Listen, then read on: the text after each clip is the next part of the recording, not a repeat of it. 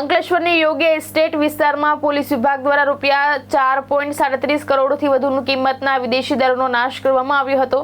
કોર્ટની મંજૂરી બાદ પોલીસ અને વહીવટીતંત્રના અધિકારીઓની હાજરીમાં દારૂની બોટલો ઉપર રોલર ફેરવવામાં આવ્યું હતું। અંકલેશ્વર ડિવિઝનના શહેર A division, B division, rural, Panoli અને હાંસોટ પોલીસ મથકમાં નોંધાયેલા 140 ગુનામાં વિદેશી દારૂનો જથ્થો ઝડપી પાડવામાં આવ્યો હતો।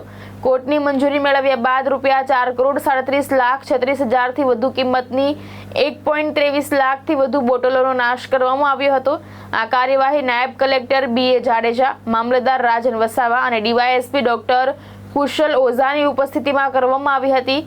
પાંચેય પોલીસ મથકના પીઆઈ, પીએસઆઈ અને પોલીસ કર્મચારીઓ પણ હાજર રહ્યા હતા।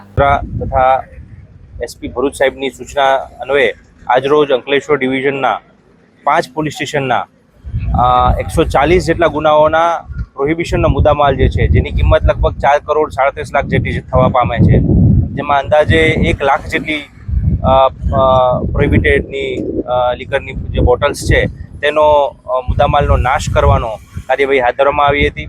5 પોલીસ સ્ટેશન દ્વારા નામદાર કોર્ટ પાસેથી એમના હુકમો મેળવી ત્યારબાદ એસડીએમ સાહેબની તથા નશાબંધી અધિકારી સાહેબની હાજરીમાં આ તમામ મુદ્દામાલ નાશ કરવાની કાર્યવાહી કરવામાં આવી હતી। ધર્મેશ રાણા, દ્રષ્ટિકોણ ન્યૂઝ, અંકલેશ્વર।